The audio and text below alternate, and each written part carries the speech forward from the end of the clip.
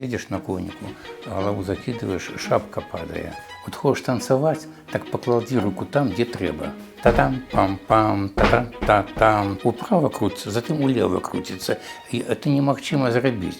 Но коли разогнаться, то можно праз вулицу скокнуть и будешь в телефонах. Ты что, хворый? Ты что, ноги не можешь поднять? Раз, два, три, раз, два, три. По 7 разов перапраналіся. Круковский наш. Вот ён музыка сапраўдны. Плечи ходят в унисон. Моя спина не гармоник, каб на ёй играть. Молодый человек, молодый, поголился, выпрямился. Самый головный танец, який танцевали все. Микола Алексеевич, добрый день. Добрый день. Нагодай для нашай сустрэчы стаў ваш архіў, які алічбоўваецца і хутка пабачыць свет, хутка стане даступным. Вядома, гэта будзе па частках, па абласцях, але паступова ён становіцца даступным для вялікай колькасці людзей, якія цікавяцца традыцыяй, цікавяцца тым, чым вы займаліся ўсё жыццё. Таму на пачатку нашай размовы хацелася б пачуць, што гэта за архіў, як вы можаце яго апісаць, як бы вы сказалі, які архіў вы сабралі за сваё жыццё? Скажем так, на сёння гэта відэоархіў, але да гэтага ёсць аўдыоархіў. Да гэта ёсць багата сшыткаў, куды запісвалася інфармацыя тая ці іншая. Ну і так па кожнай вобласці працавалі над праектам. Гэты праект быў падтрымлены дзяржавай. А ідэя і кіраўніцтва гэтым праектам так называўся традыцыйная мастацкая культура беларусаў. Прапанавала кіраўніцтва інстытута праблем культуры, зацікавілася. Ну і дапамагло знайсці грошы, і пры дапамозе управленняў культуры, абвыканкамаў, аддзелаў культуры, райвыканкамаў і зацікаўленых асобаў нам пашчасціла проста. Была вялізная дапамога арганізоўваць экспедыцыі, сустракацца з носьбітамі. Гэта нашмат прасцей, чым ты сам арганізоўваеш. Гэта вельмі доўга і цяжкавата. Па іншыя фінансавыя праблемы могуць паўстаць. А так вылучаліся грошы на камандзіроўкі, на набыццё там нейкіх матэрыялаў, там тэхнічных сродкаў. За то, што было, неяк так мы выкручваліся. Хаця шмат чаго набывалася за свой кошт. Скажыце, калі ласка, пра якія гады мы гаворым? Які гэта перыяд? Ведаеце, гэта быў праект 93 і 2013. Фактычна 20 год каманда творцаў працавала, даследчыкаў, навукоўцаў. Пачыналі з Магілёўскай вобласці. І ў 2003 годзе выйшаў першы том «Магілёўскае Падняпроўе». І не пашчасціла Віцебшчыне, Віцебскае падвінне. Не пашчасціла ім-то. Астатнія вобласці матэрыял выдаваўся ў 2 кніжках. Маім раздзелам інструментальная музыка першая кніга заканчивалася, а другая пачыналася з танцавальнага фальклора. Танцавальны фальклор і гульні. Фактычна 3 раздзелы, над 3 раздзеламі я працаваў. Кім вы працавалі ў гэтыя гады? Якую арганізацыю вы прадстаўлялі? Беларускі інстытут праблем культуры, ён так называўся. Это на Каліноўскага. А затым шмат назваў, мянялі назвы. Нават у свой час працаваў там намеснікам дырэктара пэўны час. Вы так ці інакш займаліся даследаваннем традыцыйнай культуры, мабыць, метадалогіяй даследавання і вывучэння? Неяк я быў далучаны яшчэ з Магілёва. А можа і да Магілёва яшчэ. Магілёва – это училішча, культасвет-вучэльня. І навучаўся на харэаграфічным аддзяленні. І сустракаўся з цікавымі людзьмі, бо мала то, што навучаўся, але хадзіў пасля заняткаў 24 разы на тыдзень займацца ў народны ансамбль народна-сцэнічнага танца. на автозавод, Палац культуры автозавода. Училище знаходилося у центрі, а автозавод знаходився у другім кінці. Далековато їхати було, але тим не менш 3-4 години додаткових занятків, це було вельми добре. Називався він «Веснянка», а їм керував Микола Григорович Дудченко. От, і його жонка працювала, Валентина Івановна Гаєвая, яких після забрали у Мінськ. І ведаеце, тут перш чым тады ўжо паглыбляцца ў такія архіўныя пытанні, распытваць пра працу вашай каманды і вынікі экспедыцый, давайте паговорым пра вас, адкуль у вас такая цікавасць да танца і як вы зрабілі такі выбар, чаму вы пасля 9 класаў паехалі ў Магілёў менавіта на такую спецыяльнасць? Тут целая история. С 7 годов я уже выховывался не дома, а в школе-интернате. Вот с 7 годов я оторвался, пробачьте, от матери, от семьи. Ну, и затем весь час вот вировал у просторе, что называется. Отрымалось так, что, когда научался в школе-интернате, то я, кстати, не первый, не другой класс, пришел хореограф, наставник танца Владимир Миколаевич Аверьянов. Ну і набирав дітей, у яких є слих, які чують там моцну слабу долю, нешта вміють робити, ці можуть робити, коли покажуть. З гэтага, хутчэй і почалася мой рух ось по дорожці хореографии. Тут не от того, что школа далеко и близко. Справа в том, что у нас было 5 детей, самое старейшее было 17 год, амаль 17 год. Самая молодшая сестрички было 6 месяцев. Мне было 6 годов, коли батька випадково трагічно загинув батька. І тому витягнути маті 5 чоловік, це вельми тяжковато, просто тяжко. Бо я працювала в Колгасі бригадиром полеводчої бригади. Ну, і з раниці до ночі фактично вона була не вдома, що називається. Тому діти працювали, і свиней кормили, і коров пасвили, і гусей.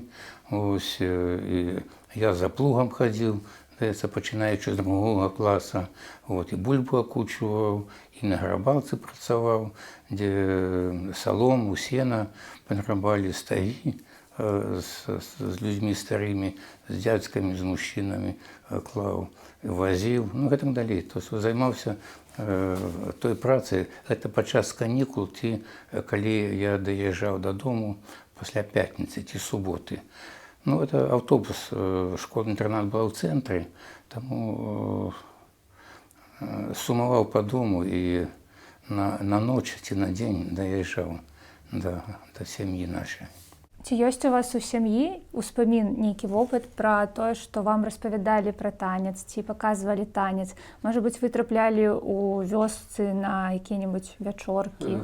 Моладзь, багата моладзі, да? І сем'і былі такія вялізныя, і вельмі часта вяселляў было багата. А па-другое, што не свята вясковае, то абавязкова музыка. А музыка гэта весялосць, гэта танцы, гэта скокі, гэта настроі.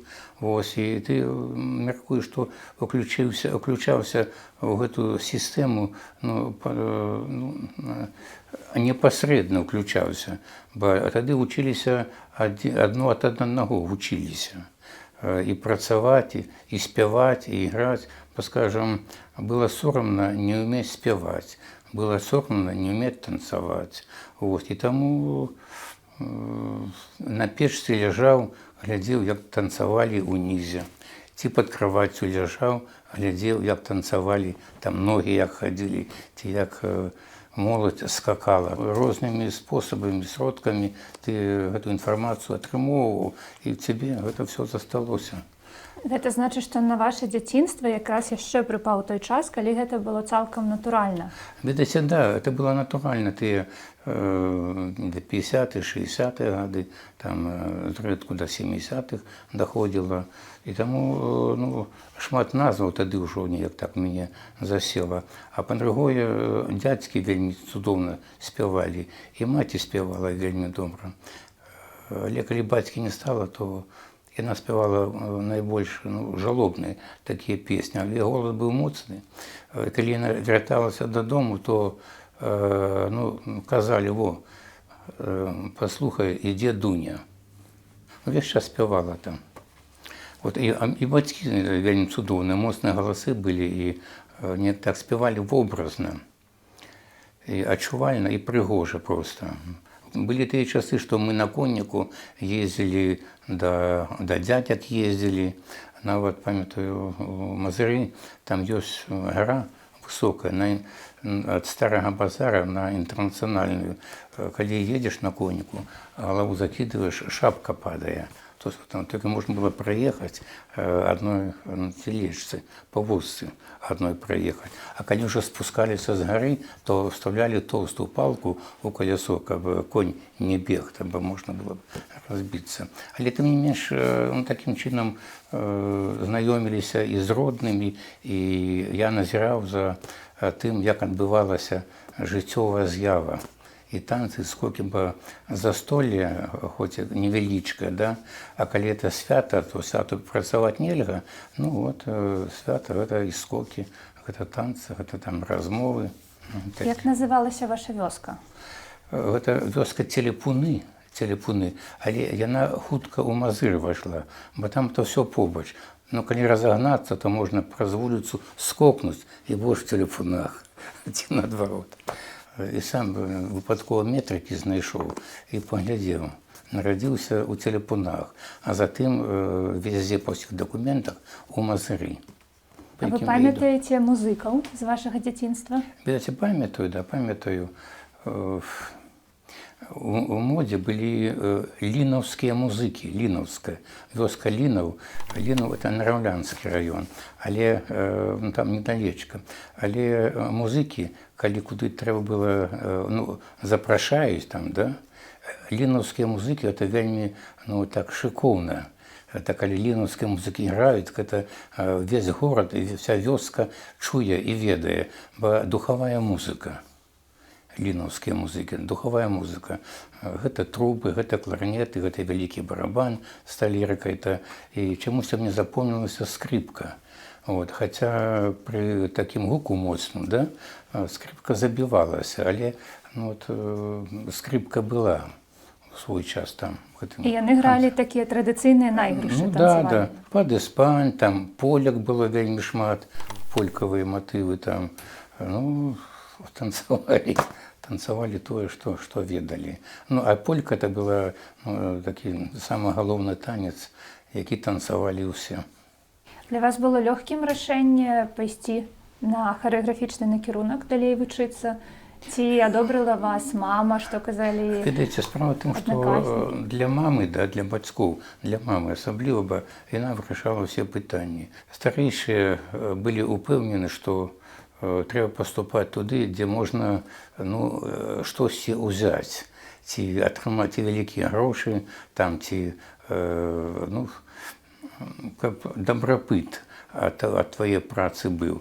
І таму яна мне падпіхнула, каб я паступаў у мяса-малочны тэхнікум у Пінск.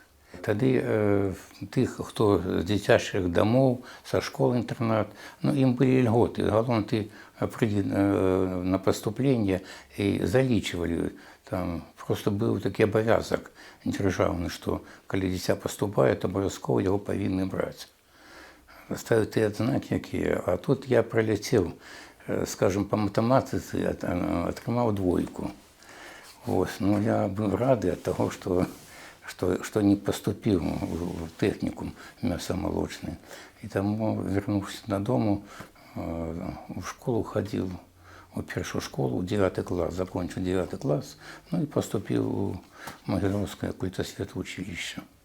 Паступаючы вось на гэтае харэаграфічнае аддзяленне, як вы бачылі сваё жыццё наперадзе? Кім вы хацелі стаць? Ведаеце, у тыя 15 гадоў, якая думка, што ты хочаш бачыць наперадзе? Ты быў шчаслівы, што табе сёння добра. І вакол цябе нармальныя, добрыя людзі, якія табе дапамагаюць. в гэтым сэнсе. Таму гэта добра. А з цягам часу, калі ўжо стаў, вхадзіў у вяснянку, народны ансамбль танца, а пасля заканчэння яшчэ вучыўся і працаваў у Доме культуры з дзіцячым калектывам. Мне так атрымалася, што пасля першага курса ўжо працаваў.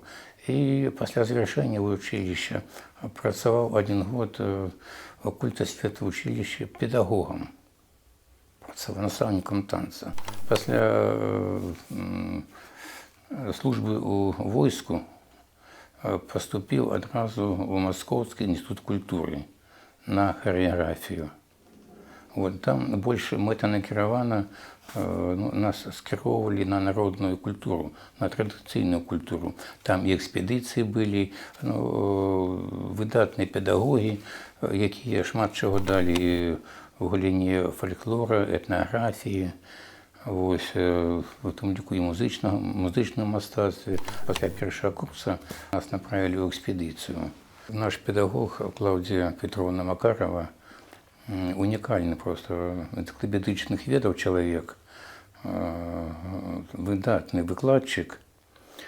Яна не так наблізіла мяне да гэтай даследчай навуковай працы. Пасля Масквы запрасілі мяне на працу ў Мінскі інстытут культуры на кафедру харэаграфіі.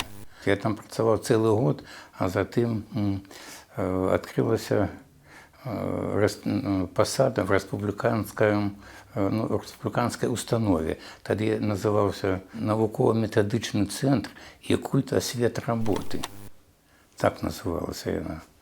Там крышку мянялася, а затым інстытут праблем культуры, затым гэтую установу перадалі ў універсітэт культуры, але мы былі все на адной пляцоўцы, працавалі ўсе гэтыя гады.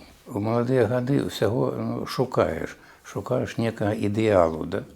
І якраз Чарнобыльская зона, праблема чарнобыльская. Я ўжо займаўся даследчай працай, нягледзячы на тое, што самастойна, вяртаючыся там на радзіму, брат дапамагаў ездзіць да цётак, дапамагаў у Лельчыцкі раён ездзіць, дапамагаў ездзіць у Ельскі раён, на Раўлянскі раён, бо яго машына была. І тут такім чынам мы у гэтых раёнах, які я называў, там былі родзічы, пажонкі яго, там типа дзядкі, там типа цётка. І таму было цікава, прасіў я яго, каб ён мне давёз на некае свята, там тое ці другое, ці проста заехаць у госці, калі на канікулы прыязджаў, ці з Магілёўскага вучылішча, ці з інстытута культуры. І такім чынам, так сказаць, я папаўняў свой фонд і інтэлектуальны, і практычна танцавальны, там што-то запісваў. І гэта мне спатрэбілася, калі на канікулы прыязджаў, то это спатрэбілася для пастановак. Бо ўсе 5 гадоў, 2 разы на год, трэба было абавязкова справаздачыцца па мастацтву балетмайстра. Трэба нешта было ставіць, танцы ставіць там. То ўсе гэтыя гады это фактычна 10 танцаў. 10 танцаў на беларускую тэматыку. А апошняе это было вяселле. Такое, вельмі шырокае, вельмі аб'ёмнае. І для сябе адзначу, это аднатны балет, народны. Там цікава было і гульні, і танцы, і словы, і песні. Там все было багата чаго. Скажыце, калі ласка, як вы даследавалі танцы, танцавальную культуру у тую эпоху, калі яшчэ не было відэа, не было відэакамер, нават рэдкіх? Як гэта адбывалася? У 80-м годзе, по крайней мере, багато гадоў тому назад, мне пашчасціла быць у Нідерландах, у Галандыі.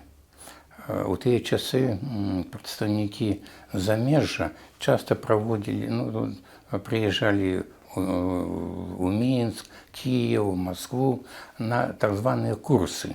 Запрасілі выкладаць на курсах і пазнаёміўся з замежнікамі. вот, з прадстаўніком Галандыі.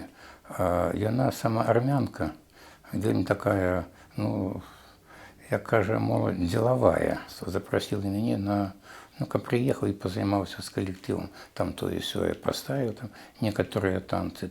Ну і от такім чынам я туды ездзіў. І як падарунак за заработаныя грошы набыў камеру, відэокамеру. Ну, яна мне вельмі дапамагала. Багата ў чым, таму шмат камеры засталося тое, чаго ўжо пасля нельга было запісаць. А да гэтага, калі вы ездзілі яшчэ вось студэнцтва вашае, калі вас брат вазіў, гэта былі нататкі? Ведаеце, лепшым выпадкам это фотоапарат, мыльніца. Тады называўся фотоапарат, да? Што ты, ну, нешта здымаў, горш здымаў там, лепш здымаў, але фото ў тебе атрымоўвалася. А так, сшытак, там, ну, по крайней мере, імкнуўся хутка пісаць, а затым цяжка было расшифроўваць тое, што ты запісаў. У вас ёсць сістэма шыфру танца на пісьме? Сістэмы зручнай ва ўсім свеце няма. От як у музыцы.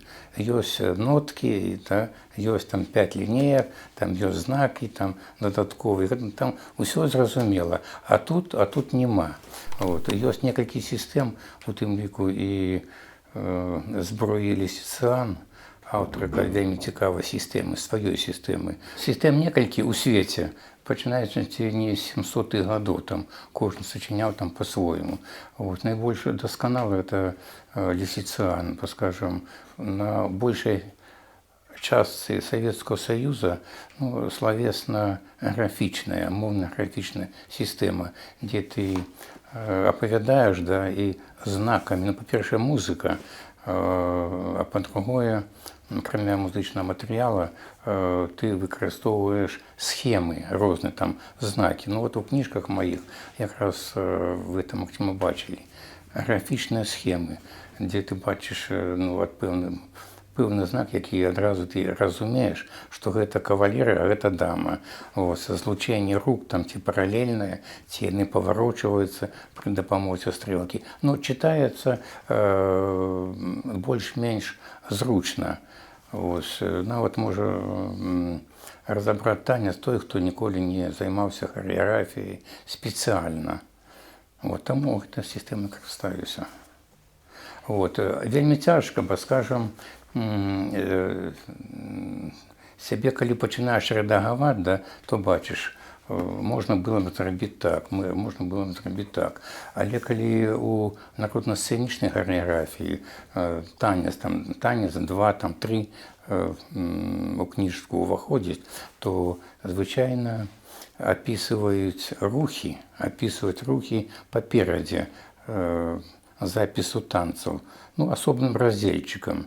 І там тыя трохкрокі, там просты крок, прысядкі, там тое-сёе, якія паўтараюцца пастаянна па-свойму, па-рознаму у кожным танцы. І таму тебе ёсць такі слоўнік. Я паспрабаваў стварыць слоўнік. У мяне ён атрымаўся, але багата рухаў. Пакуль ты вывучыш, там, ты развучыш той ці іншы элемент, гэта, па-першае, губляць багата часу трэба. А па-другое, лепш гэты рух апісаць па ходу танца, дзе ты можаш взяць кнігу, да, ці ліст перавярнуў, пачытаў гэты рух. Ну, кампактна было.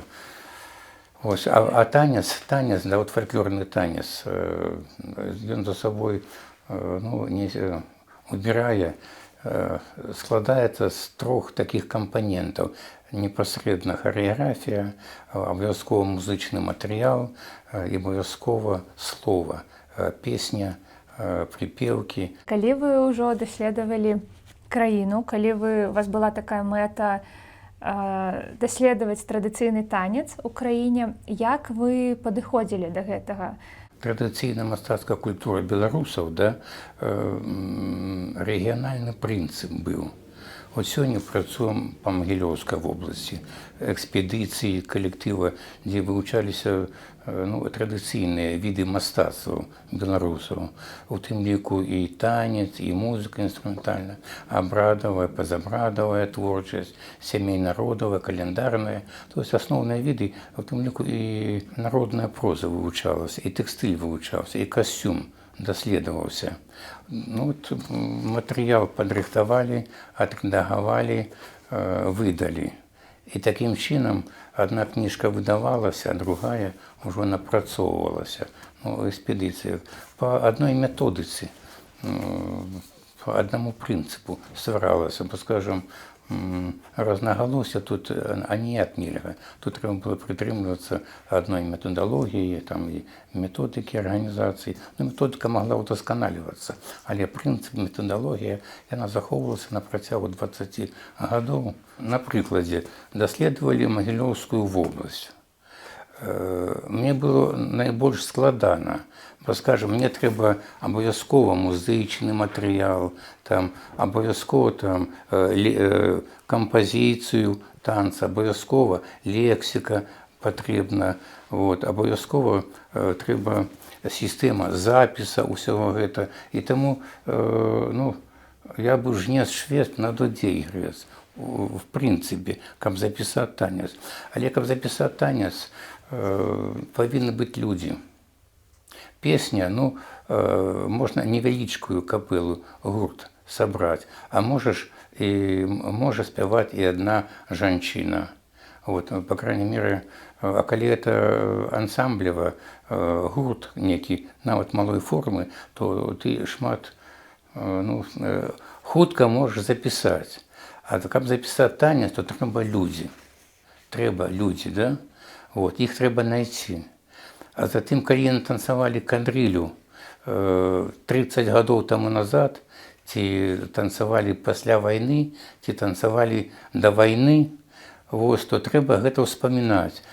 Одна каже одно, другая каже другое, третє, там ще і ще. Так от, треба цей танець відновити, треба його поставити. От як вони з гэтых словцаў, з іхнімі рухамі, з іхнімі дзеямі, да, ты гэты танец аднаўляеш. Каб запісаць буйную форму танец, прыходзілася ездзіць па шмат разоў у адну і тую ж вёску там.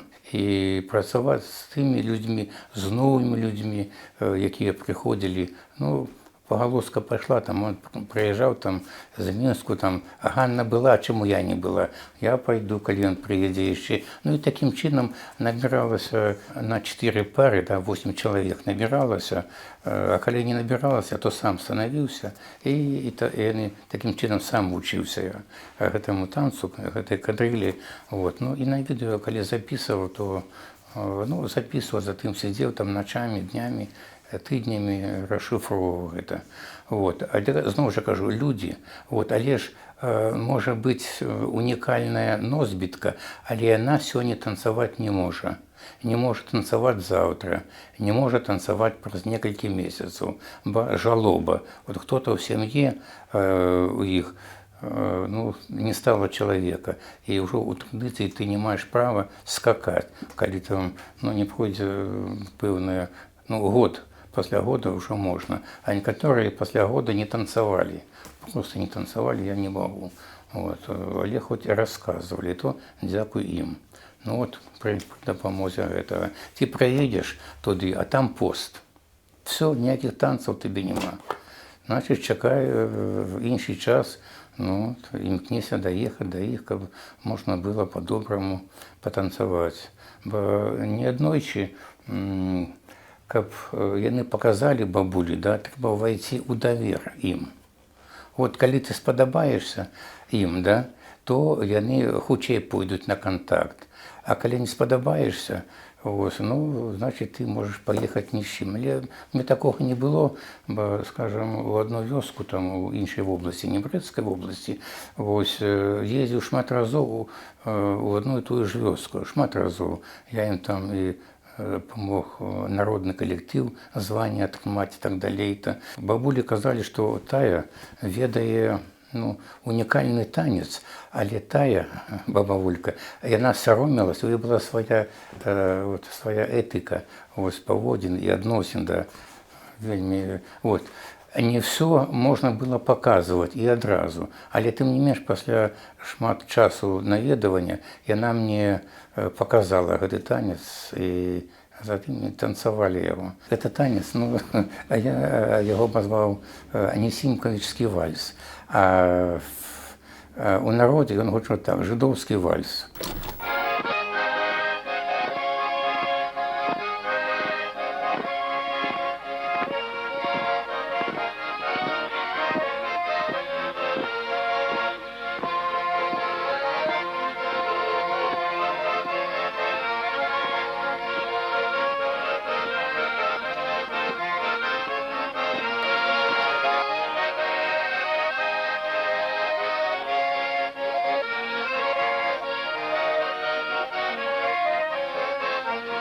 Хто быў у вашай камандзе? Вось калі вы ўжо ездзілі ў такія экспедыцыі, гэта колькі чалавек і хто гэтыя людзі?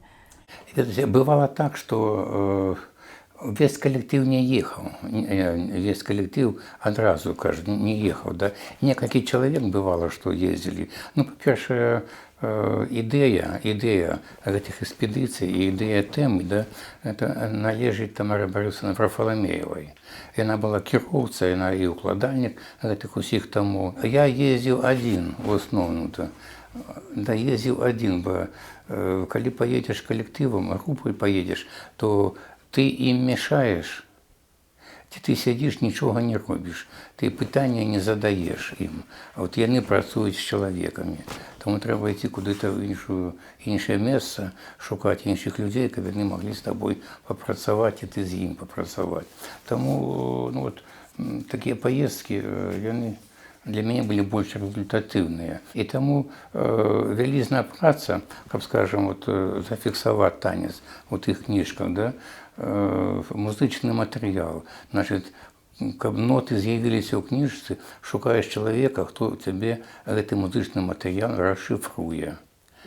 Затым шукаеш чалавека, хто гэты матэрыял табе набярэ ў электронным відзе. Затым шукаеш чалавека, хто табе гэты музычны матэрыял яшчэ і адрэдагуе. Я вельмі ўдзячны расшифроўшчыкам Василию Алексеевичу Куприяненко, покойному стваральніку свята. Ён, дарэчы, 10%, 65-70 мае экспедыцыйныя матэрыялы выкарыстаў пры фарміраванні першай праграмы. І доўга мы працавалі з Рашчынскім Алесем Владимировичем Рашчынскім, кампазітарам. Ён вучань Глебова. Это другая его профессия. А так он скончил Минское училище, скончил народную песню, здається так. И скончил Гнесинский институт московский. А затем, приехавший, уже доучивался, працуючи в Минском училище музычном, створил перший в республице, створил отделение народно-песенной творчости. А затем уже все культосвет и у тым ліку наш університет культуры там на базе створили. Яны мне дапамагалі, вельмі дапамагалі. В рамках программы, да, реализации этой программы были командировочные выдатки. Скажем, у Столинский район, когда ты выписываешь командировку, едешь в Столинский район. А поэтому ты шмат разов домовляешься с отделом культуры и с Центром народной творчести, что ты хочешь от них. И таким чином ты доезжаешь на громадском транспорте до того же Столина, а там специалисты Центра Дома народной творчести, и с отдела культуры с тобой ездили, бо цікаво было им-то, на службовом автобусе. Были автобусы Кубань, тогда великие. Зимой у им холодней, чем на улице. Такие машины были Кубань. На этих машинах там ездили по вёсках-то. І так само, я, дякуючи представникам державних структур, шмат чого заховалося, і дякуючи їхній допомогі. Тому я вельми вдячний їм усім. Скажем, цікавий такий момент. У Столинском районе, это вот Брещина, да, Столинский район, сказали, что у той хаті, там адрес дали, куди-то есть, там танцевал здорово мужчина вельми. Приехавший до його, такі-то, такі-то, а він такий маленький, согнувся, ось, не побритий, щетина його, ось, ну, з двора прийшов.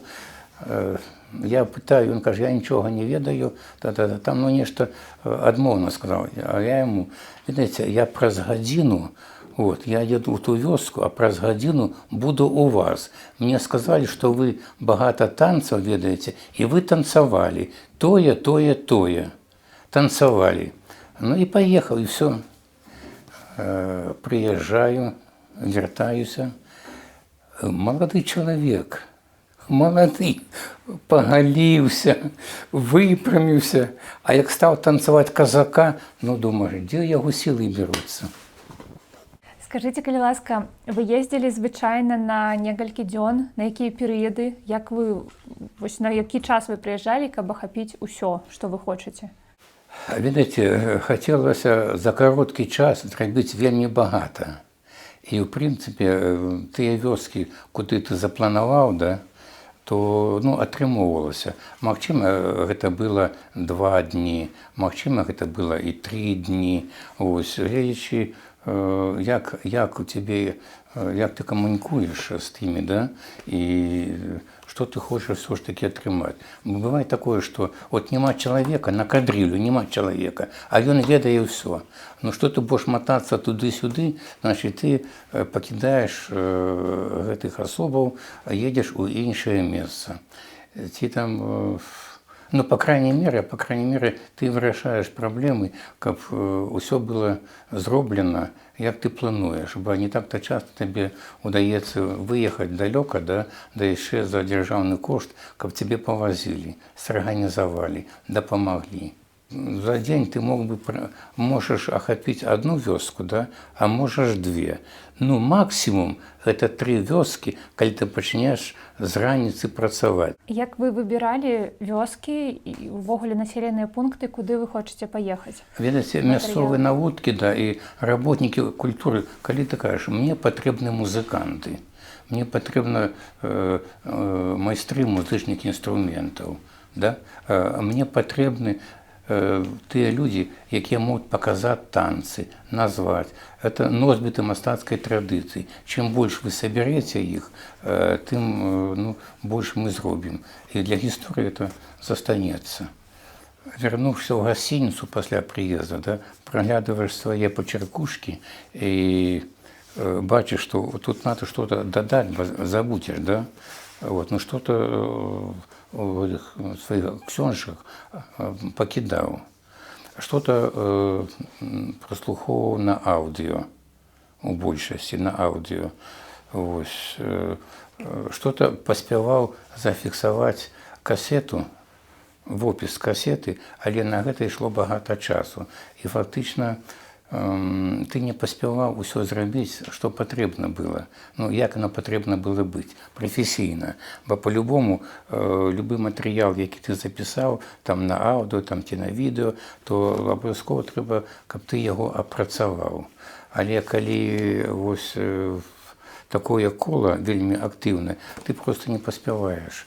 Нават сёння застаюцца тыя касеты, да якіх у мяне рукі не дашлі. Вось, прыгадваючы ваш архіў, нават па Брэшчыне, там досыць шмат сустракаецца запісаў аднаго і таго ж танца. І асабліва вось папулярных танцаў, як падыспань, кракавяк, яшчэ нешта. З розных вёсак, у выкананні розных людзей, розных гуртоў, дзяцей нават. Якая была ваша мэта і матывацыя запісваць як бы адзін і той жа танец, але ў розным выкананні? Видите, чым больш записываешь, да, то тады ты вызначаеш пэўны стыль, які бытуе ў тым ці іншым рэгіёне, да, у той ці іншай вёсцы. Бывае такое, што калі вёска вялікая, то варыянты аднаго ж таго ж танца. Скажем, той жа падыспань, да, ёсць просты варыянт. Скажем, адны называюць яго даваенны, другі называюць яго пасляваенны. Вот. Бо ёсць варыянт, просты варыянт, калі рукі там над правой руки над правым плечом паперадзе, ходзіш там по солнцу, супраць сонца, паварочваеш дзяўчыну пад руками, так далей. Адзін варыянт. А другі ён больш складаны, кампазіцыйна, больш складаны. І таму гэта вельмі трэба. Чым ты больш запішаш, нават адзін той жа варыянт у выкананні розных. Да? Сёння, можа, каштоўнасці вялікай не мае, але заўтра гэта будзе вялізная каштоўнасць. Не толькі родавая, але і этнічная каштоўнасць. Гэта ж сама танца, бо кожны танцуе па-свойму, кожны танцуе па-рознаму, нават адну і тую ж кампазіцыю. Шмат поляк там ці іншых танцаў з іншымі назвамі, той жа васадолі там ці месяц, іх 1000 варыянтаў. І галоўна запісаць, паспець запісаць 1001 варыянт. Я абавязкова пытаю, калі вы танцавалі гэты танец, ці калі ён у вас з'явіўся?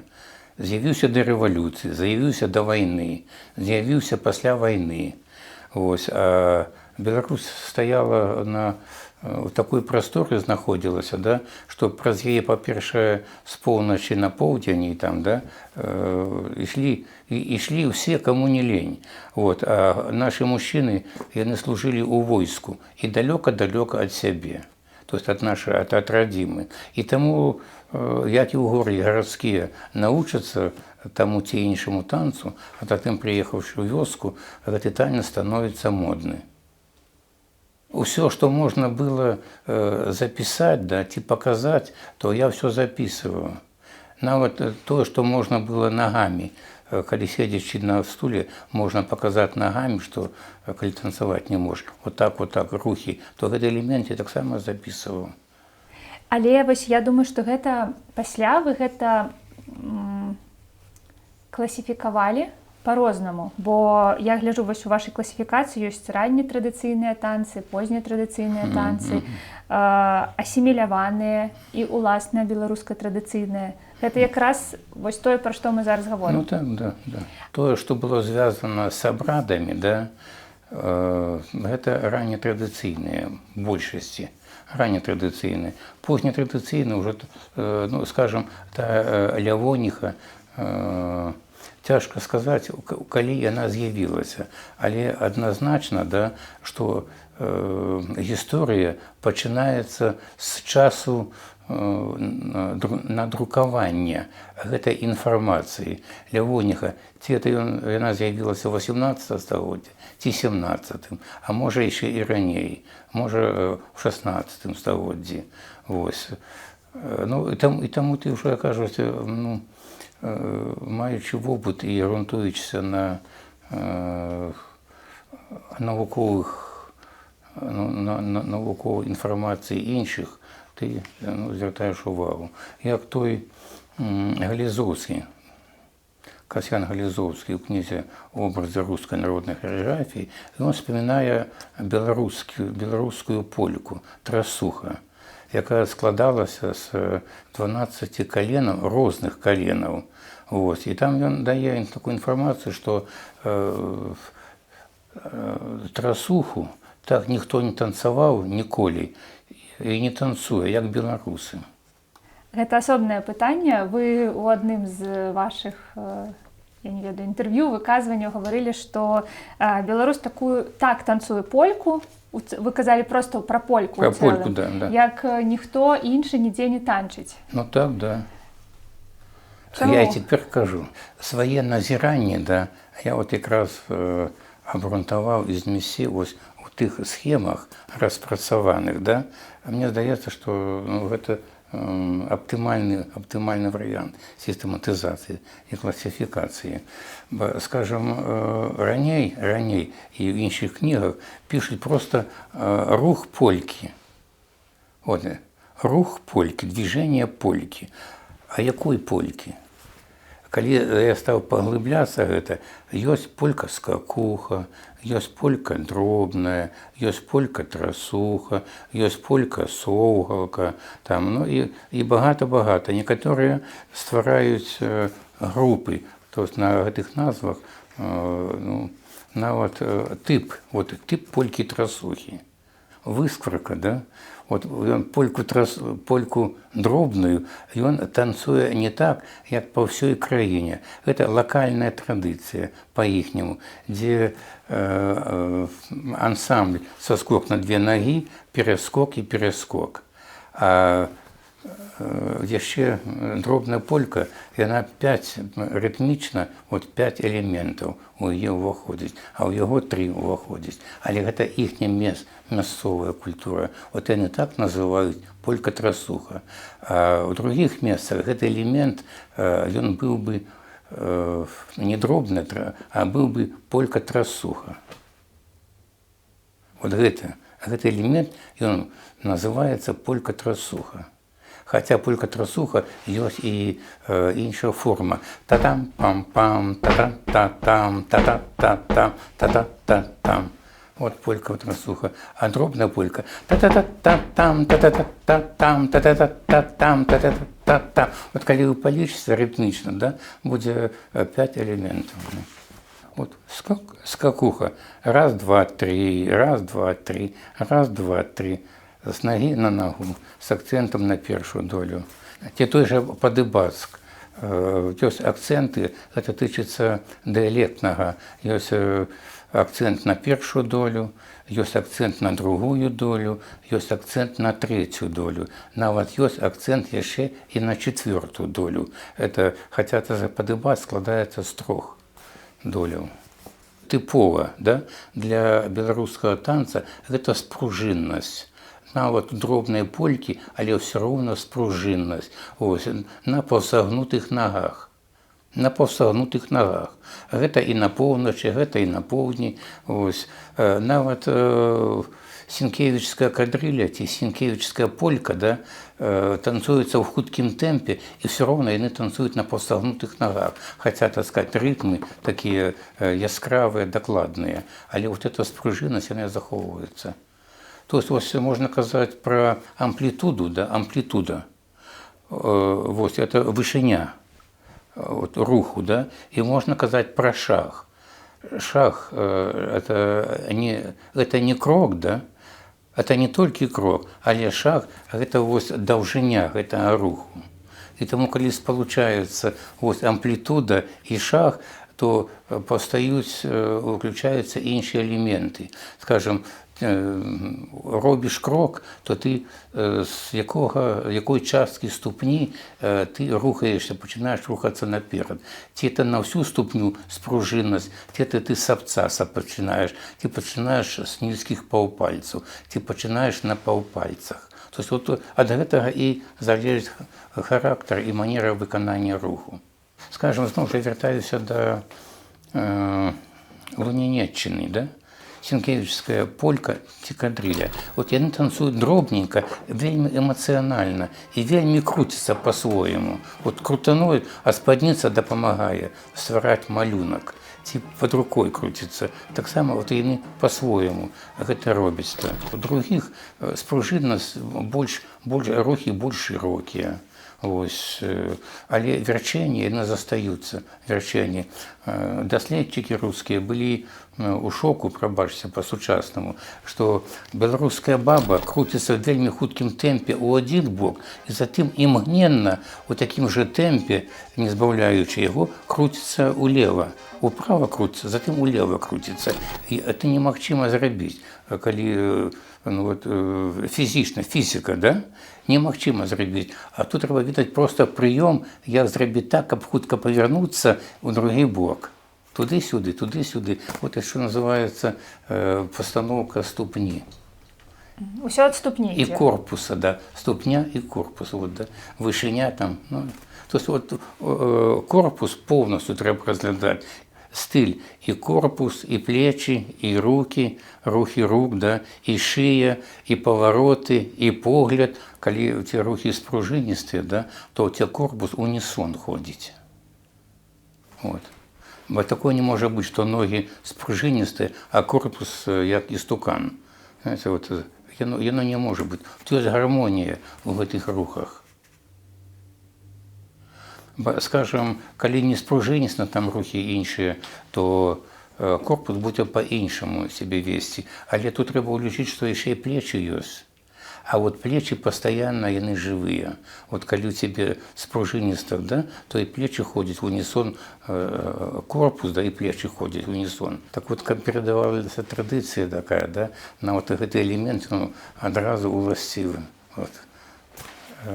Тым, хто жыве і на Брышчыне, хто жыве і ў цэнтральнай Беларусі і так далей.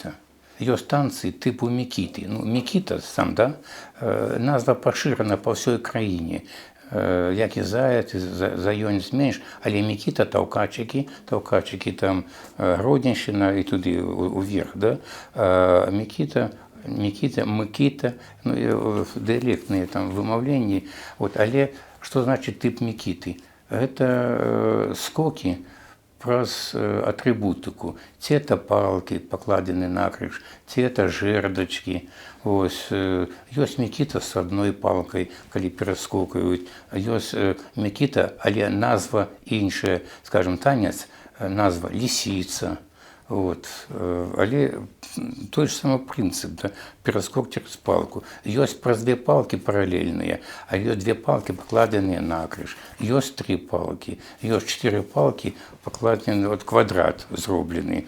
Вот, танцуе два человеки, танцуют, вот, импровизуют. Скажем, на 2 палках танцуе один человек, накрыж покладен, да, до тых пор, покуль не саб'е палку з крані з места. А як палку з крані, ну, з места ён сунуў, на яго место прыходзіць іншы. Вот элемент гульні. Вот, хто каго ператанцуе, ці як доўга. Бо, скажем, ёсць з гэтай паставай, да, нават танец з бутэлькай. Бутэлька, ён весельны варыянт. Бутэльку ставят, да, вот, калі ты ператанцаваў музыку і не збіў эту бутэльку, значит, ты забираешь на веселье бутэльку поўную, забираешь сабе эту бутэльку. Ну, таксама элемент гульні. У Лунінецкім раёне Сінкевіча, да, ён танцуе лявоніху. Мікіта мае багата, тып мікіты багата назваў мае, у тым ліку і на тэрыторыі Брэскай вобласці, і колькасна выканаўцаў, колькасна. Вот яны танцуюць лявоніху, да, але тып мікіты. Скачуць через палкі, але 4 чалавекі. Гэта адметнасць. Да, і ніхто нікога не стукае. Яны разумеюць адно аднаго. Але яны скачуць. Музыка і танец называецца лявоніха, а не мікіта, але тып мікіты. І гэта ўжо пазаабрадавы танец, ці гэта абрадавы танец? Відаць, танцы тыпу мікіты багата танцавалася, на весельях танцавалася. І танцавалася, ну, прымеркавана да веселья, і танцавалася ў большасці, ну, па-за абрадам, абы калі танцавалася. Ось. Але я кажу, што частка у большасці ну, ён прымеркаваны да веселья. Як тыя козы. Козы гэта зімой танцуюць, козы ёсць жніўныя, вось, ёсць варыянты, пластычныя варыянты гэтых коз. Ёсць тышкавічскі варыянт, там элементы эротыкі уключаны ў гэты танец. Там, то есть, вот, па-свойму. Там Мікола Каткавец, кіраўнік калектыва «Знаходка», ансамбль. І склад цікавы у яго, і сам цікавы, эта музыка. Ён гарманіст, яна бубначка, не, барабанщица, такі невялікі барабан на шыі, да, вот, талерка і калатушка. А другая яшчэ стварае рытм, вілкі, што чыгуну ставяць у печ, да, вілкі і качарга. Вот яна іграе, рытм, уяўляецца ансамбль, які цікавы. А ансамбляў інструментальных, я кажу, на Брышчыне вельмі багата. Столінскія музыкі у свеце вядомыя.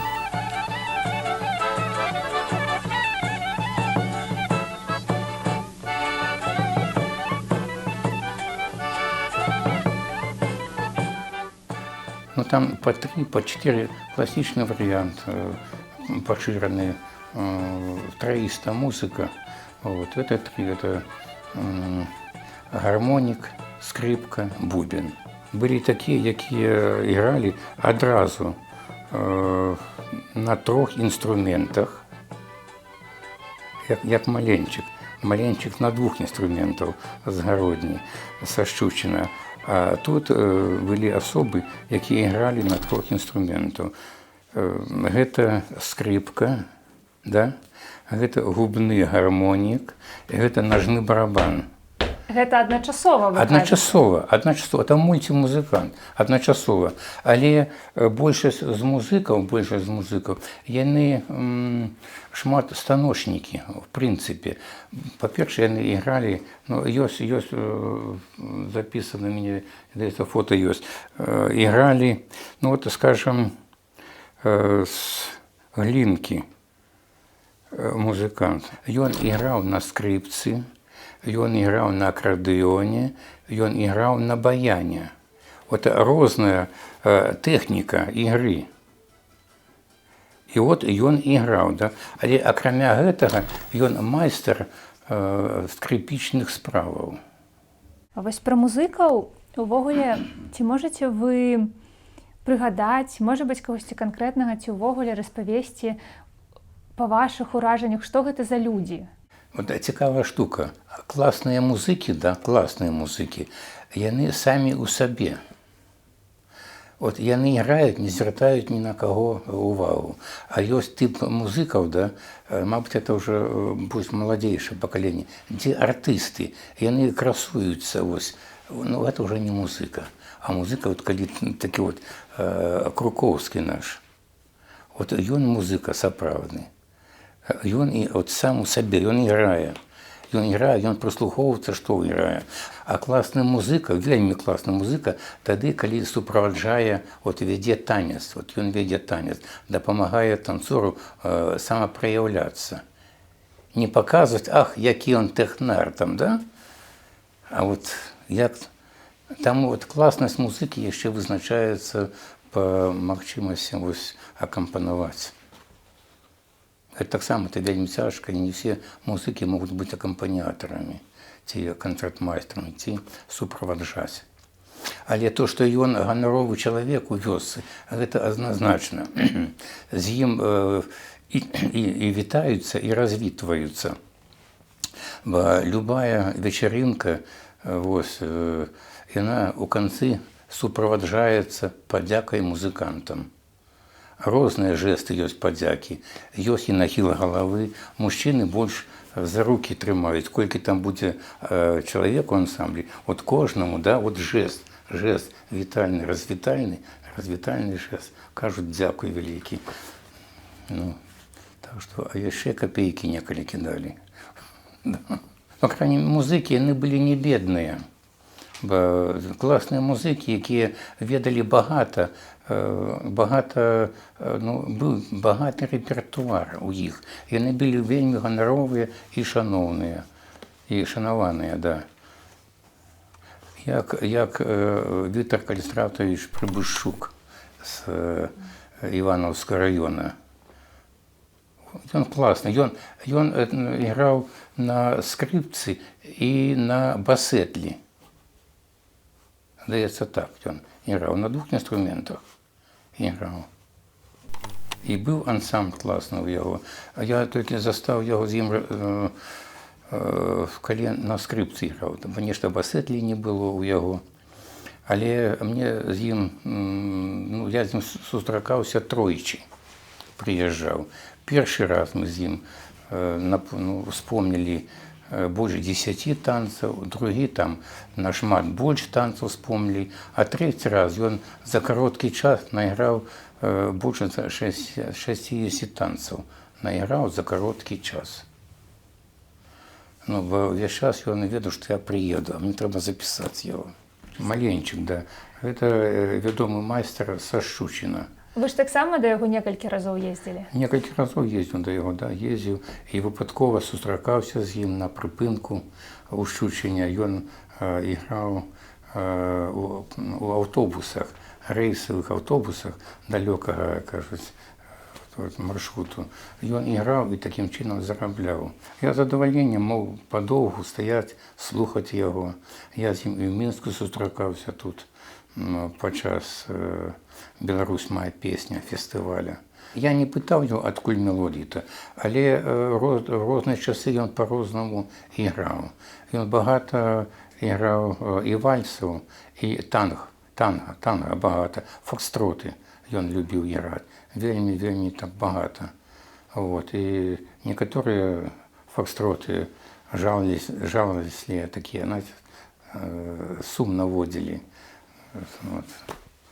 Ну, не ведаю, это, мабуть, звязано яшчэ і са станам чалавека, са станам, сённяшнім станам. Але выдатны майстар. Калі вы прыязджалі і вось вы шукалі тых людзей, которые вам пакажуць, і вы бачылі, як танчаць гэтыя людзі, хто ў вашых вачах ёсць выбітны такі адметны танцор у традыцыйнай манеры? Вось як вы яго пазнавалі, і як нам, сённяшнім пакаленням, пазнаваць такіх людзей? Ведаце, выбітны танцор, да, калі ён танцуе класна. А танцуе класна, это значыць упэўнена, да, і ўвесь час па-рознаму. І вельмі прыгожа віруецца ў гэтым танцы. Ці гэта ён сольна танцуе, ці танцуе ў пары. Яго адразу бачна. Калі тэхніка ў яго на высокім узроўні, да, ён гэтым не кіціш, але ён гэтым самапраяўляецца тэхнічнымі сваімі магчымасцямі. То ён класны танцор. Скажем, ёсць такое вызначэнне лідар. Лідар – это той, хто сапраўды эксклюзіў, майстар у выкананні таго ці іншага танца. Вот. Бывае так, што калі ідзе спаборніцтва паміж музыкам і танцорам, то лідар, танцор класны, ён выйгрывае ў музыкі. Хто каго пераграе, ці хто каго ператанцуе. Вот класны танцор. Ён ведае багата, скажем, музыка ведае багата мелодый. Ён такі ганаровы чалавек. А калі танцор ведае багата танцаў, да, і разнастайны ў кожным з іх у самапраяўленні, это класны танцор. І гэта ж звязана, вы кажаце, пра фантазію чалавека і пра тое, што ён у добрай форме, ён можа гэта выканаць. Што гэта такая свабодная імправізацыя. Ведаеце, модус мыслення, пластычны модус мыслення у кожнага чалавека свой. І тып характара таксама сказваецца на гэта. Бывае, што нервового складу, ён танцуе па-свойму. Той, хто ходзіць і спіць, ён танцуе па-свойму. Як бы ты не хацеў, каб ён танцаваў неяк хутка. Чуе музыку, соўкаецца туды-сюды, ногі перастаўляючы. Яшчэ пытанне такое, што моладзь задае мне і крытыкуе, што я раблю не так, быццам бы раблю не так. А чаму раблю не так? Што раней не скакалі. Калі бабуля 90 гадоў, яна ж не будзе скакаць. Яна будзе хадзіць паціху, бо яе ногі баляць і так далей. У маладосці паспрашвайце танцораў, як яны скакалі. Большасць з іх яны скажуць: ты што, хворы? Ты што, ногі не можаш падняць? Мабыць, тут гаворка ідзе пра традыцыйную манеру і акадэмічную манеру. Акадэмічна яна выбіваецца ўвогуле. Традыцыйная манера гэта адно, а, скажем, набліжана да традыцыйнай манеры. Гэта іншае, бо, скажем, акадэмічная яна зусім выбіваецца, яна далёка ад гэтага стаіць.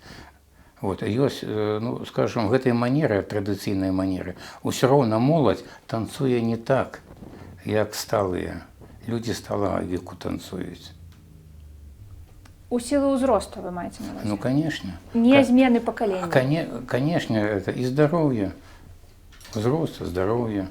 Пытанне звязанае з этыкай паводзінаў падчас танцаў. І тут, можа быць, вы можаце прыгадаць не экспедыцыйныя запісы, калі бабулі ці дзядулі прыходзілі да вас, а калі вы былі ў натуральным асяроддзі. Носьбітаў, людзей, якія нарадзіліся ў пачатку 20-го стагоддзя. Якія правілы можна выдзеліць? Скажем так, танцавальны этыкет, да? старэйшыя людзі у традыцыі прыходзілі жыхары. Яны прысутнічалі, сядзелі на лаўках. Ці яны выбіралі сабе невестку, ці глядзелі, як танцуе моладзь. Так от, у маіх таксама пачаркушках, да, ёсць пытанне, як танцавалі, ці як паводзілі сябе людзі сталага веку і як паводзілі сябе моладзь. Так от, адзін з такіх правакацыйных пытанняў пытаю бабулі. Пытаю і апавядаю, кажу, моладзь сёння танцуе, да? Яна прыціскаецца вельмі блізка. Вот. Ці танцуе, яна вісіць у яго на шыі, ці ён вісіць у яе на шыі. Вось. А яшчэ кажу, што от глядзіш, хлопец там ад патыліцы да пятак нешта шукае у яе. Вот, да? Да? Вот шукае нешта. Так она кажа, ведаеш што, моя спіна не гармонік, каб на ёй іграць. От хочаш танцаваць, так пакладзі руку там, дзе трэба. А не вышэй, не ніжэй. І за клумпы не лапай, і так далей. Вот там этикет, это танец, да? Вот, а што тычыцца яшчэ далей, да, танцавальны этикет. Уменне трымацца ў пары, у танцы. Вот уменне трымацца. Вот. Калі прыціскаешся, то танца ніякага не будзе. Калі ты далёка станеш, зноў жа танца не будзе ніяка. Трэба знайсці вось тую паставу, у якой зручна танцаваць і у якой зручна трымаць дзяўчыну, яе руку. І рука правая, дзе яна павінна ляжаць. Не ніжэй, не вышэй, не за патыліцу там часаць нешта, ці ніжэй пояса. Пакласці так, каб ты мог дзяўчыну круціць. Ты кіруеш у танцы, не дзяўчына табой, а ты кіруеш у танцы. А запрашэнне на танец? Запрашэнне на танец, да. Элементаў запрашэння, жэстаў запрашальных багата. Запрашальных жэстаў. Скажам, адзін з такіх крыўдных жэстаў запрашальных.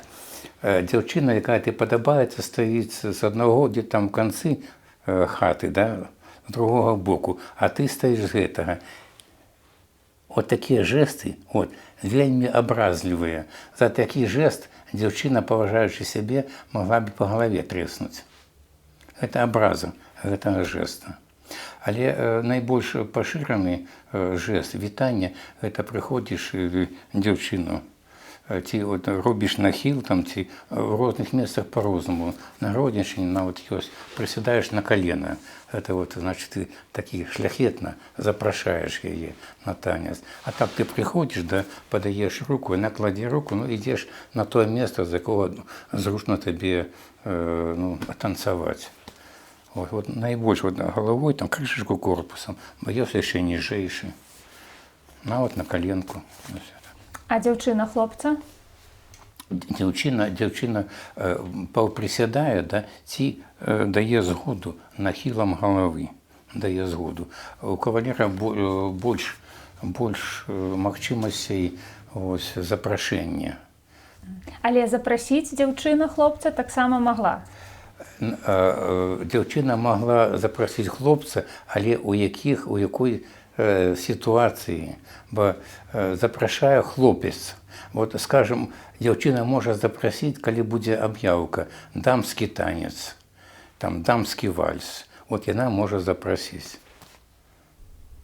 Толькі ў такіх абставінах? Да, то есть вот падстава, юрыдычная падстава яго запрасіць на танец. Белы танец яна запрашае кавалера. Ці белы вальс. Яна запрашае кавалера. А так запрашаюць дзяўчыну хлопцы. А на танцы, калі танцуеш шмат разоў польку танцуеш шмат разоў, і цябе 7 патоў сходзіць кожны раз, то дзяўчына нават, ну, бабулі казалі, што бегалі дадому, перапраналіся. По 7 разоў перапраналіся. По 7 ці не по 7, я не знаю это дакладна. Але вот што некалькі разоў перапраналіся, это добрая танцорка, каб было зручна і танцору выйсці ў танцы нармальна. Калі хлапец на падвыпітку, да, то дзяўчына мела права не ісці. Вот просто не идти, отмовляла ему и не идти. Бо, скажем, бывало такое, что коли девчина отмовляла хлопцу, да, то хлопцы после, коли она выйдя с клуба, на голове спадницу завязывали. То, что она адмаўляла, да, адмовіла яму танцаваць, пры народзе адмовіла. Але калі хлапец п'яны, то хлопцы яшчэ яму ў патыліцу надаюць за тое, што ён так себе паводзіць. То есть хлопцы абаранялі дзяўчыну і вельмі правільна рабілі, што няма чаго ў такім стане запрашаць дзяўчыну. Значыць, па сутнасці адмовіць было непроста. Дзяўчына не магла адмовіць, нават тады, калі табе ён вельмі не падабаецца. Бо калі дзяўчына адмаўляе хлопцу, які запрашае, гэта для яго абраза, тым больш пры народзе. А умова, яна можа адмовіць, калі хлапец будзе на падвыпітку. Ці па-хамску паводзіць сябе не так, як патрэбна. Танчылі звычайна ў вясковых хатах, так? Ці былі яшчэ якія-небудзь такія цікавыя адметныя? Калі клубаў не было, то па чарзе ў хатах. А пасля было правіла, што дзяўчаты мылі падлогу, убіралі проста так. А так, калі клубы ўжо пабудавалі там клубы, то танцавалі ў асноўным па клубах-то. Летам, калі цёпла, то танцавалі во дваре, ці танцавалі на вуліцы, ці танцавалі на раскрэсах, гэта на раздарожжы, ці танцавалі на беразе ракі, ці на беразе возера танцавалі, ці ў лесе танцавалі. Дзе якая была, кажу, традыцыя, бо, скажем, калі падчас абрада веснавых у лес хадзілі там, то і там танцавалі.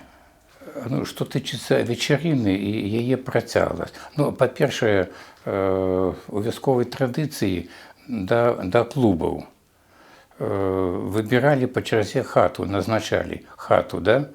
Танцы маглі пачынацца і раней, скажам, дзесьці пачыналіся яны вечарам. Ужо калі цёмна, то крышачку раней. У будні у асноўным гэта была серада у іх, да? У сераду танцавалі. Выхадныя дні. Гэта і субота магла быць, і нядзеля магла быць. На вечарынах танцавалі не ўсе разам. Скажам, маладзейшых сюды не пускалі на традыцыйную вечарыну. Бацькі пускалі дзяцей в адных месцах тым, каму 14 гадоў ёсць, в іншых месцах ёсць. Пускалі тых, каму 15 гадоў ёсць. І па ўзросту фарміраваліся групы. Калі вялікая вёска, то маглі арганізоўваць некалькі танцавальных вечарынак, што было ўласціва вялікім вёскам-то. Быў на вечарынах, быў свой тамада. Быў чалавек-лідар, які арганізоўваў гэтай вечарыны. У танцах у асноўным камандаваў музыка, але камандаваў часта ці пераважна лідар калектыва. Лідар – это самы лепшы танцор. Ён вёў рэй на гэтай вечарыне. Ён заказываў танцы, як і музыка мог прапаноўваць сваю праграму, той ці іншы танец. Але былі правілы гульні, гледзячы у якой вёсцы, якой мясцовасці, каму гэта давалася права. Ці то музыка, ці то быў лідар, які вызначаў рэпертуар, вызначаў працягласць. Тут працягласць ад музыкі залежала. Ён мог граць польку доўга. Маглі запрашаць з суседніх вёсак, маглі запрашаць дзяўчат. У тым ліку і хлопцы маглі прыходзіць на гэту вёску на танцавальную вечарыну. У асноўным па дамоўленасці, каб не былі праблемы ўзаемін-то. Але часцей па дамоўленасці ўсё спраўдзілася мірным чынам, бо былі і такія моманты, дзе тычылася выяснення адносін. Пытанне запрашэння дзяўчат. Таксама паставала праблема, з якой вёскі хто каго запрашае. Таму дзяўчат сваёй вёскі хлопцы у другую вёску не так не давалі, каб з танца яе забіралі, праводзілі з танцаў другія хлопцы. Гэта толькі калі свой чалавек, які ўжо, як кажуць, якога ведаюць добра, мог сям'і хто-то праводзіць, мог там племяннік, там, ці мог яшчэ. Яшчэ пытанне ёсць такое, вот што тычыцца этыкету, да? Хто мог запрашаць, ці магла на танцы хадзіць жанчына, якая замужам? Яна магла хадзіць толькі з мужам. І танцаваць з мужам? Магла танцаваць і з другім чалавекам, але зноў жа па дамоўленасці, што муж дазваляў ёй танцаваць. Вот. Але часцей хадзілі не жанатыя, не замужнія, часцей хадзілі-то. Колькі доўжылася вечарына? Вечарына в некаторых традыцыях доўжылася да тых пор, што пара кароў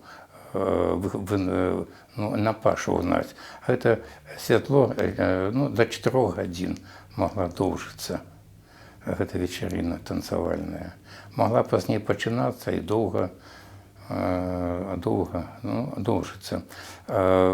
Працягласць у танцы, я ўжо казаў, да музыка. Кіраваў музыка. Пасля некалькіх танцаў быў перапынак, зноў жа аб'яўляў лідар. А перапынак быў пасля таго, як у большасці мясцовасцях полька была лейтматываў усёй вечарыны. Так вот, пасля полькі, калі трэба бегчы сарочкі мяняць, быў перапынак. У гэты час музыкаў паілі, кармілі, і адпачывалі. А бралі з сабой якія-небудзь прысмакі, штосьці такое? На класічную танцавальную вечарыну з сабой прысмакі не бралі. Гэта, скажам, маглі бы браць прысмакі тады, калі вечарына з працай, вячоркі. То там хлопцы заходзілі у госці да дзяўчат, якія займаліся ткацтвам, тканнем, ці вышыўкай, ці іншай працай, якая, то тут яны маглі з сабой взяць нейкі харч. Скажыце, калі ласка, ці можам мы казаць пра нейкі такі найбольш частотны набор танцаў, якія танчаць па ўсёй Беларусі? Ці мы не можам так казаць, і ён вельмі моцна адрозніваецца? Не, відаць, ёсць багата танцаў, якія пашыраны, проста пашыраны, позняга паходжання танцы, якія фалькларызаваліся у тым ці іншым асяроддзі. З такіх традыцыйных полька – это абавязкова танец. Розныя варыянты там абавязкова. Лявоніха абавязкова танцуецца. Як танец гульня, бывае так, што мікіта танцуецца па-рознаму.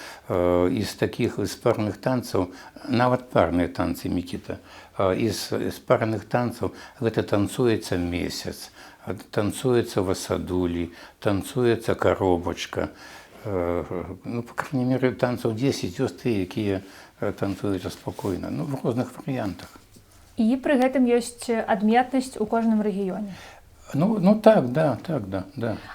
У галіне музыкі, дзе не адзін дзесятак гадоў вывучаюцца розныя кірункі, у тым ліку і рэальныя адметнасці, яны і па сёння стаяць у музыцы, у песеннай творчасці. Што тычыцца харэаграфіі, я імкнуся што-то вылучыць з гэтых. Добры ключ для гэтага – гэта элементы поля. Скажам, усе танцы, яны будуюцца менавіта на элементах поляк. Мы можам казаць пра адметнасці стыля, у які ўходзіць кампазіцыя яшчэ. Кампазіцыя, уходзіць форма танца, лексіка сама. І таму гэтыя складнікі, дзе чаго больш, якіх элементаў больш. Але, кажу, это асобнае глыбіннае пытанне, і павінен займацца кожны чалавек. Багата людзей, як это ў музыкі, вывучаюць рэгіянальныя, лакальныя адметнасці нават аднаго абрада, пачынаюць вышукваць рознае, што аб'ядноўвае типове і што іх раз'ядноўвае, што ўласціва таму ці іншаму. А скажыце, калі ласка, кадрылі, як фенамен. Гэта распаўсюджана на ўсёй тэрыторыі Беларусі? У кожным раёне была свая кадрыля, ці які падыход быў? Кадрыля, як і полька, як кажуць, яны прыйшлі да нас, называецца, да? Вот, але па дадзеных, па дамоўленасці вучоных, што з'ява, якая бытуе 50 гадоў і больш, да, гэты танец ўжо становіцца традыцыйным. Вось, таму раннетрадыцыйны, познетрадыцыйны. Кадрыля і танцы тыпу кадрылі. Іх багата-багата. Ёсць танцы шматкаленныя, ёсць танцы шматфігурныя. Шматкаленная – гэта кадрыля. У большасці калены танцуюцца пад розныя мелодыі. Яны па-свойму пачынаюцца і па-свойму кожна калена завяршаецца, кожна калена. Гэта ці прытупам, ці гэта плясканнем. А ёсць кадрылі, якія калены адно за адным танцуюцца ад пачатку і да канца. Тут трэба, канешне, вераваць ужо ой-ой-ой як. Ведаць кампазіцыю, ведаць. Як такая кампазіцыя ўзнікала? Бо сапраўды гэта складаная кампазіцыя, ёсць жа вельмі шмат каленаў. Гэта мясцовая творчасць, як гэта так укаранялася, што людзі маглі танчыць гэта свабодна ў вёсцы? Ведаеце, традыцыю, фальклор стварае народ. А народ – гэта аўтар. Народ, да, народ. Прозвішча ты ніколі не назавеш, але лідары, танцоры, яны ствараюць кампазіцыю па-свойму. Знаходзяць тыя фігуры, знаходзяць нейкія блокі, якія упісваюцца ў гэта. Я гляджу, што танцы, якія танцуе моладзь, яны кожны раз нешта танцуюць па-свойму. Кожны раз. Глядзіш, што быццам кампазіцыю вывучылі, да? Але нешта не так пераходы, не там павароты, крутка не там робіцца. Раней такога не было. Ці ў тым жа вераб'і нават две фігуры з'явіліся. Хто іх сачыніў? Адкуль яны прыйшлі? Як вы ставіцеся да такіх працэсаў? Нормально ставлюся. Конана, некалі наша класіка філасофіі, Конана Владимира Михайловича, я спытаў, ідзе разбурэнне традыцыі, што далей? Ён адзначыў, падкрэсліў, што застаецца эстэтычны бок самой з'явы. Эстэтычны бок прыгажосці выканання. Скажам, глобалізацыя сёння, яна не проста адмоўна і катастрафічна адмоўна ўплывае на мясцовую традыцыю. Все губляецца, все нівеліруецца, і таму змагацца за чысціню няма сэнсу абсалютна. Бо той, хто змагаецца за чысціню, ён выйдзе на пляцоўку сёння, танцуе так, заўтра будзе танцаваць так. Але танцуе прыгожа і танцуе тую кампазіцыю, якую некалі танцавалі, але яны ж танцуюць па-свойму, з дабаўленнем элементаў, пэўных элементаў. Трошкі падрабязней хацела папытацца ў вас пра камунікацыю ў экспедыцыях. Вы казалі пра тое, што вельмі важна знайсці давер, зрабіць так, каб вам захацелі распавядаць і захацелі паказваць. Усё залежыць ад настроя, ад хіміі залежыць. Маецца на ўвазе ад тыпу характара. Бывае так, што энергетычна чалавек цябе не ўспрымае. Але гэта рэдка бывала. Мы так сутыкнуліся толькі ў вёсцы на Віцебцы, там, дзе стараверы. Нешта у нас пайшло не так, не ўзаемны там. Не атрымалася адразу. Але кантакты мы знайшлі нармальныя, і яны шмат чаго цікавага паказалі. Шмат чаго. Лідар, это нешта здарылася з ёй-то. Дзе мы не знайшлі кантакт. А затым все нормально. Таму камунікацыі раскрываюцца напоўніцу любымі сродкамі ўжо пасля ну, пасля першага дня працы, а калі ты некалькі разоў прыязджаеш, то ты ўжо становішся свой. А калі ты свой, то яны тебе давяраюць.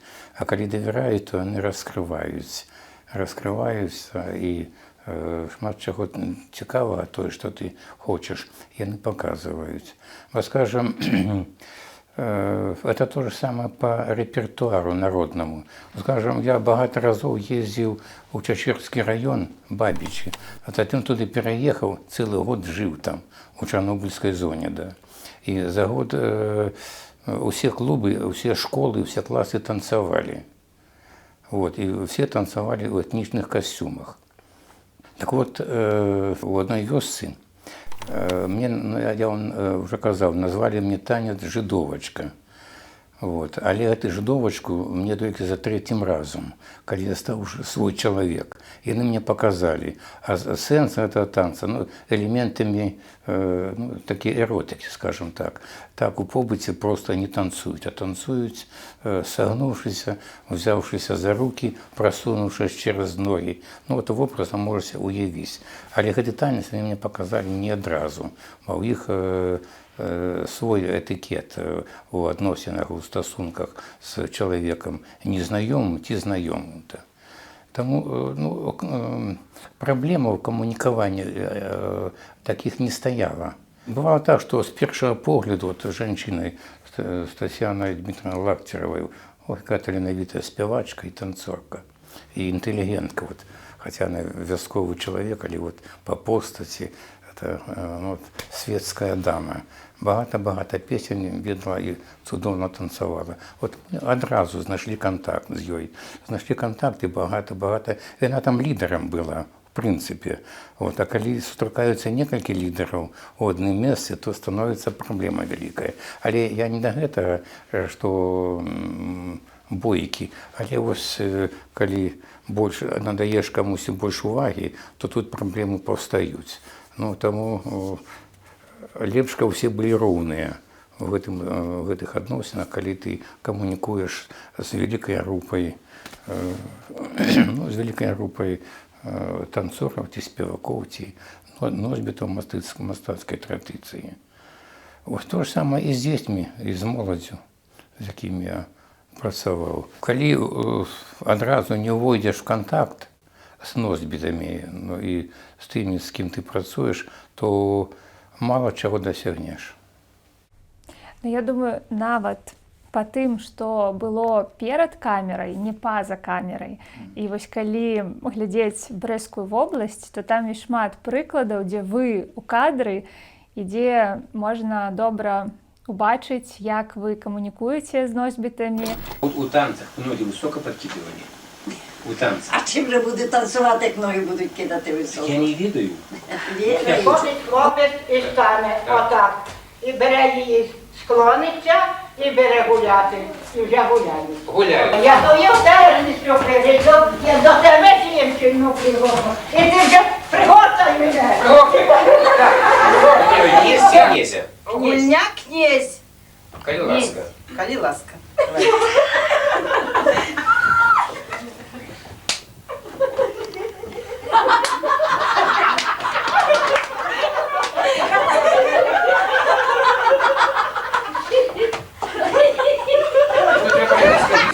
Вот спичку мені, так? Так. А як упустите, впаде, буде вам фант, будете танцювати. Я упущу спичку, да? Ага, Так, коли ви упустите? я буду танцювати.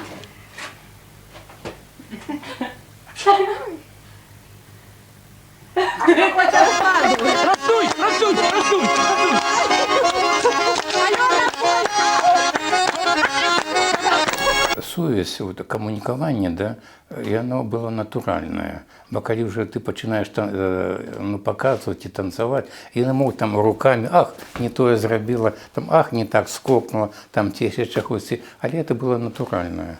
Я просив пошмат разів показувати той чи інший рух. Ось. А це їх не кривдило. А я ствараў праблему такую, каб справакаваць. Бывае так, што адзін раз бачыш, рух зрабілі так, а другі раз гэта так. А мне цікава было якая разнастайнасць ва ўсіх гэтых рухах, дзе вось тое залатое зерне, каб сказаць, вот гэта да, гэта тое. Это значит, вы показывали неправильно. Ну да, показываю, они мне поправляли, да.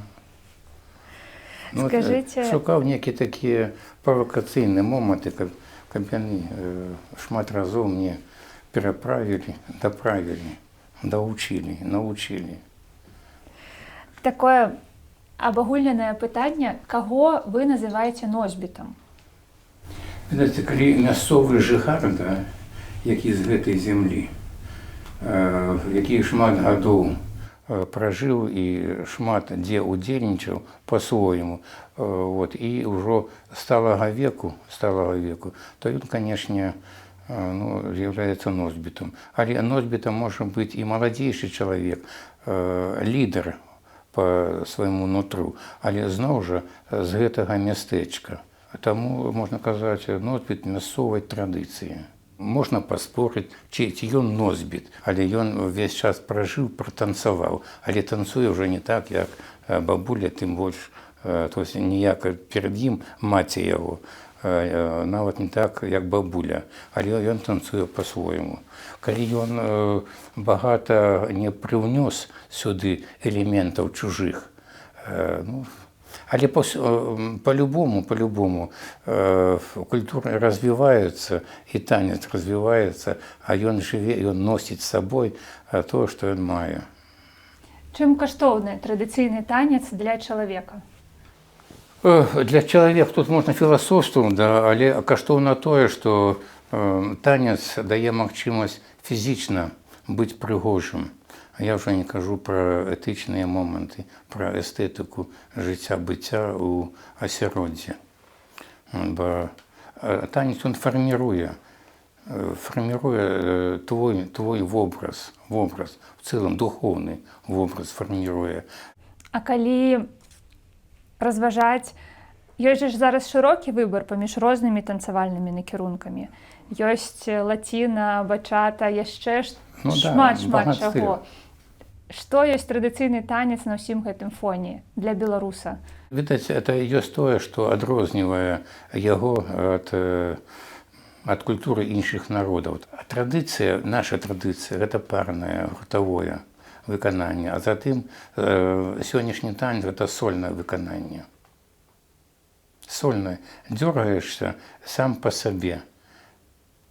То есть ты не адчуваеш таго, што ты мог бы атрымаць у пары, ты духоўны і душэўны. Нават у нашых традыцыйных танцах, да, самапраяўляешся па-свойму, все роўна ты класны чалавек, і ты, ну, у тебя іншая прыступка ўспрымання света і самапраяўлення. Больш багацейшы ў цэлым-то. Ты можаш танцаваць і гэтыя танцы, і другія, але традыцыйны танец дае магчымасць ідэнтычна ўспрыняць сябе, адкуль ты, з тумбы-юмбы, ці ты чалавек